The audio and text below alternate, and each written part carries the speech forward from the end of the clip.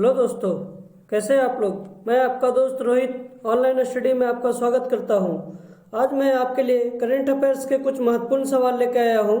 तो चलिए शुरू करते हैं। सवाल नंबर 1, पदार्थ उपयोग विकार और व्यवहार व्यसनों के प्रबंधन के लिए मानक उपचार दिशा निर्देशों के शीर्षक वाली ई पुस्तक का विमोचन किसने किया।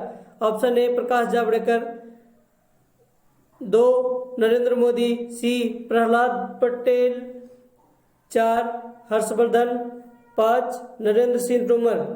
इसका सही जवाब है दोस्तों ऑप्शन 4 हर्षवर्धन। केंद्रीय स्वास्थ्य और परिवार कल्याण मंत्री डॉक्टर हर्षवर्धन ने ई बुक जारी की जिसका शीर्षक पदार्थ उपयोग विकारों एसयूडी और व्यवहार व्यसनों के प्रबंधन के लिए मानक उपचार दिशा निर्देश एसटीजी पुस्तक का विमोचन राज्य मंत्री MOH and FW Ashwini Kumar Choubey की उपस्थिति में किया गया।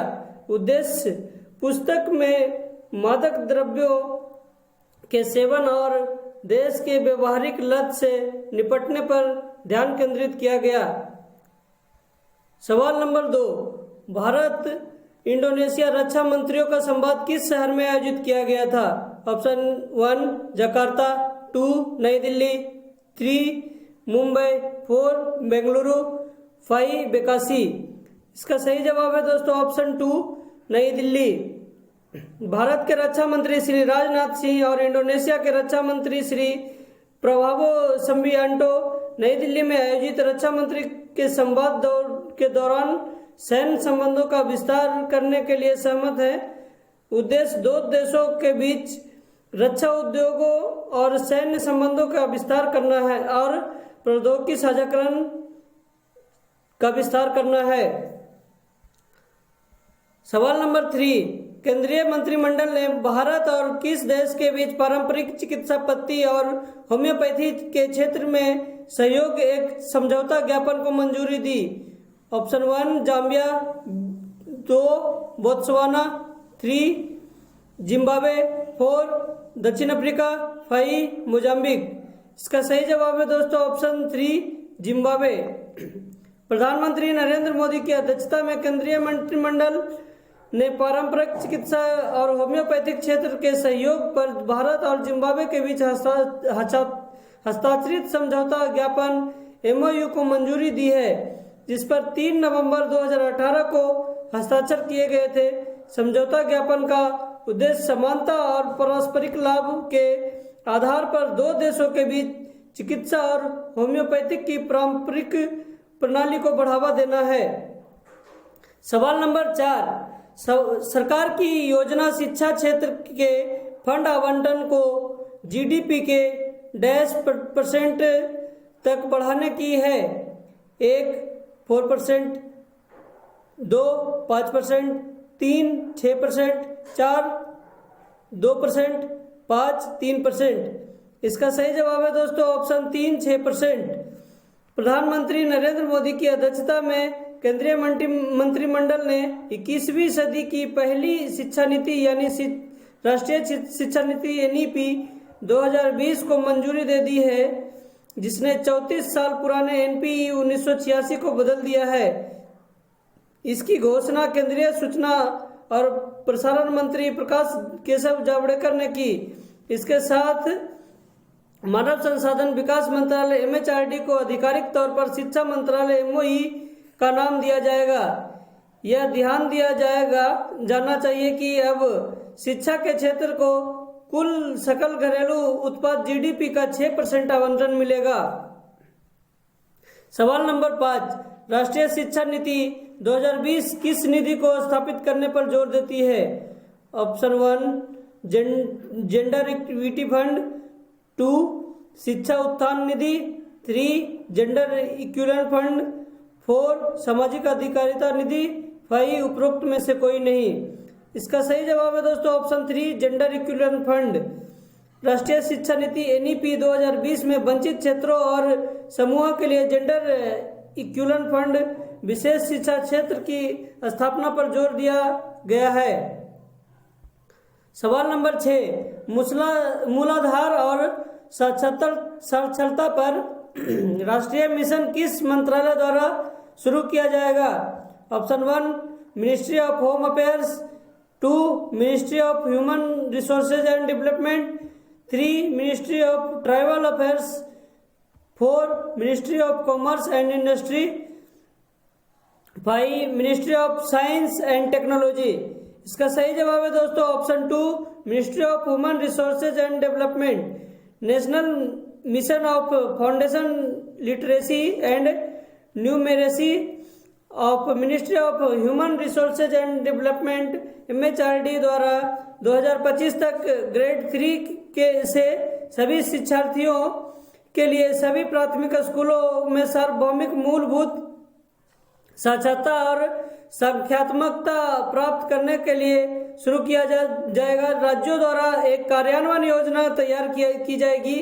एक राष्ट्रीय पुस्तक संवर्धन नीति बनाई जाएगी। सवाल नंबर 7, केंद्र सरकार ने 2035 तक उच्च शिक्षा में %% सकल नामांकन अनुपात GER प्राप्त करने का लक्ष्य रखा है। ऑप्शन 1 30%, 2 40%, 3 35%, 4 50%, 5 45%। इसका सही जवाब है दोस्तों ऑप्शन 4 50%। 2030 एजेंडा के सतत विकास लक्ष्य 4 से जुड़ी नई नीति का उद्देश्य 2030 तक स्कूली शिक्षा में 100% सकल नामांकन अनुपात GER के साथ प्री स्कूल से लेकर माध्यमिक स्तर तक शिक्षा का सार्वभौमिक करना है। नीति का लक्ष्य 100% युवा और वयस्क साक्षरता हासिल करना है। उच्च शिक्षा में GER 2035 तक 3.5 करोड़ सीटों के साथ 50% तक बढ़ाया जाना है। सवाल नंबर 8, राष्ट्रीय शिक्षा नीति NEP 2020 के अनुसार किस पाठ्यक्रम को बंद कर दिया जाएगा? MAd, MCOM, MBA, MPhil, उपरोक्त में से कोई नहीं। इसका सही जवाब है दोस्तों ऑप्शन 4 MPhil। राष्ट्रीय शिक्षा नीति 2020 के अनुसार MPhil कार्यक्रम को बंद कर दिया जाएगा। सवाल नंबर 9, प्योर अर्थ के साथ किस विश्व संस्थान ने द टॉक्सिक टूथ children exposure to lead pollution undermines the generation of future potential शीर्षक की रिपोर्ट जारी की? ऑप्शन 1 अंतर्राष्ट्रीय मुद्रा कोष IMF, 2 संयुक्त राष्ट्र औद्योगिक विकास संगठन UNIDO, 3 संयुक्त राष्ट्र बाल कोष UNICEF, 4 खाद्य और कृषि संगठन FAO, 5 संयुक्त राष्ट्र शैक्षणिक वैज्ञानिक और सांस्कृतिक संगठन यूनेस्को। इसका सही जवाब है दोस्तों ऑप्शन 3 संयुक्त राष्ट्र बाल कोष यूनिसेफ। संयुक्त राष्ट्र बाल कोष यूनिसेफ और शुद्ध पृथ्वी अंतर्राष्ट्रीय गैर लाभकारी संगठन ने स्वास्थ्य संकट पर अपनी तरह से पहली रिपोर्ट लिखी और प्रकाशित की। विषाक्त सच लीड प्रदूषण के लिए बच्चों का एक्सपोजर भविष्य की पीढ़ी की एक पीढ़ी को रेखांकित करता है और बताता है कि शीशा विषाक्त दुनिया भर में बड़ी संख्या में बच्चों को प्रभावित करता है। रिपोर्ट में कहा गया है कि दुनिया भर में लगभग 800 मिलियन बच्चों में से प्रत्येक 3 में से 1 के पास रक्त का लीड लेवल ऊपर या 5 माइक्रोग्राम प्रति डेसिबल है। वह राशि जिस पर कार्रवाई आवश्यक है और इनमें से लगभग 50% बच्चे दक्षिण अफ्रीका में रहते हैं। सवाल नंबर 10, नरेंद्र मोदी ने प्रवीण जुगनाथन के साथ किस देश के सर्वोच्च न्यायालय भवन जुलाई 2020 का उद्घाटन किया है? Option 1 Mauritius, 2 Maldives, 3 Nepal, 4 Bangladesh, 5 Sri Lanka. इसका सही जवाब है दोस्तों ऑप्शन 1 मॉरिशस। प्रधानमंत्री नरेंद्र मोदी ने अपने मॉरिशस के समकक्ष प्रवीण जुगनाथ के साथ संयुक्त रूप से पोर्ट लुई में मॉरिशस के नए सुप्रीम कोर्ट भवन का उद्घाटन किया, वीडियो कॉन्फ्रेंस के माध्यम से किया। उच्चतम न्यायालय भवन का निर्माण $30 मिलियन अमेरिकी डॉलर की भारतीय अनुदान सहायता के साथ किया गया है। यह पोर्ट लुइस की राजधानी के भीतर पहली भारत सहायता प्राप्त बुनियादी ढांचा परियोजना है। सवाल नंबर 11, किस देश का SABIC रासायनिक संयंत्र अक्षय ऊर्जा पर पूरी तरह से चलने के लिए दुनिया का पहला बड़े पैमाने का रासायनिक उत्पादन संयंत्र बन गया है? ऑप्शन 1 स्पेन, 2 सऊदी अरब, 3 जर्मनी, 4 अर्जेंटीना, 5 नीदरलैंड। इसका सही जवाब है दोस्तों ऑप्शन 1 स्पेन। स्पेन में SABIC की पॉलीकार्बोनेट सुविधा और सौर ऊर्जा परियोजनाओं से बिजली सुरक्षित करने के लिए एक बिजली उपयोक्ता कंपनी डबरडोला के साथ एक बड़े समझौते पर हस्ताक्षर करने अक्षय ऊर्जा पर चलने के लिए दुनिया का पहला बड़े पैमाने पर रासायनिक उत्पादन संयंत्र बनने के लिए निर्धारित है। सवाल नंबर 12, डिजिटल परिवर्तन के लिए किस कंपनी ने फिशर INC के सहयोग किया है? Option 1 PNB financial solution limited, 2 IOB financial solution limited, 3 SBI financial solution limited, 4 BOB financial solution limited, 5 उपरोक्त में से कोई नहीं। इसका सही जवाब है दोस्तों option 4 BOB financial solution limited.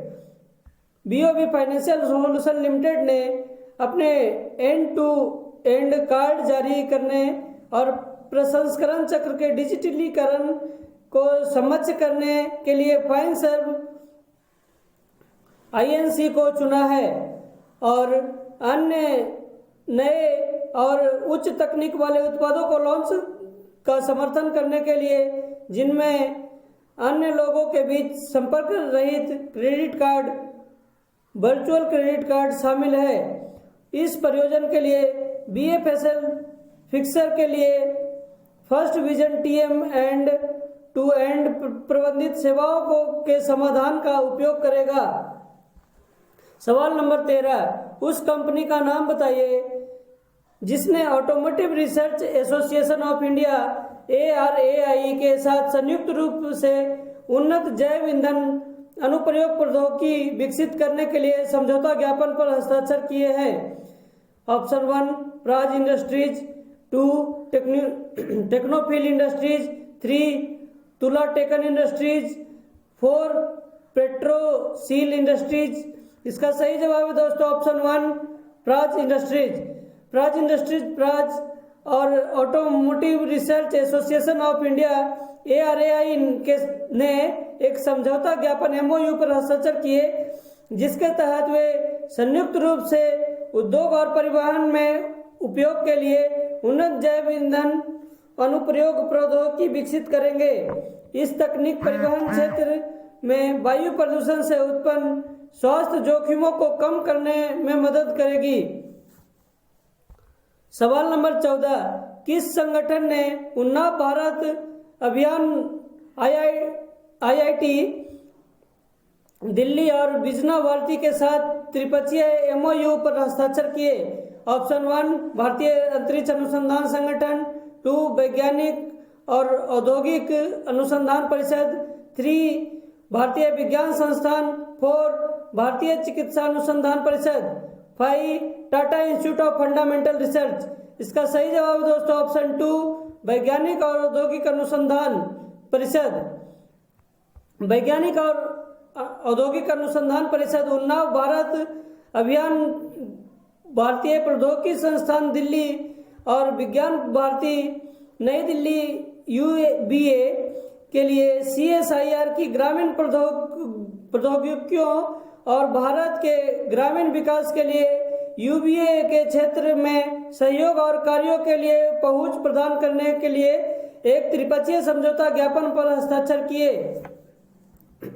सवाल नंबर 15, भारत का पहला सोलर पावर्ड फेरी का नाम बताइए जिसने वन जीसस इलेक्ट्रिक बोट पुरस्कार जीता। ऑप्शन 1 आदित्य, 2 वामसी, 3 दानुष, 4 प्रहार, 5 जीवन। इसका सही जवाब है दोस्तों ऑप्शन 1 आदित्य।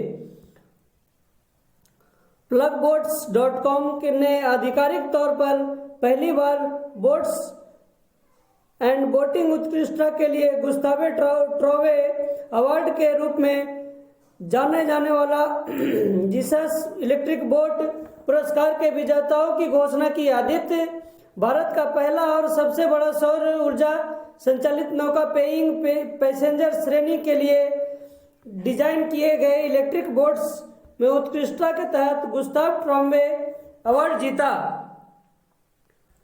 धन्यवाद दोस्तों। अगर आपको ये वीडियो अच्छा लगा तो चैनल को लाइक करें, शेयर करें, सब्सक्राइब करें, कमेंट करें और बेल आइकन दबाएं ताकि हमारे वीडियो का नोटिफिकेशन आपको सबसे पहले मिले।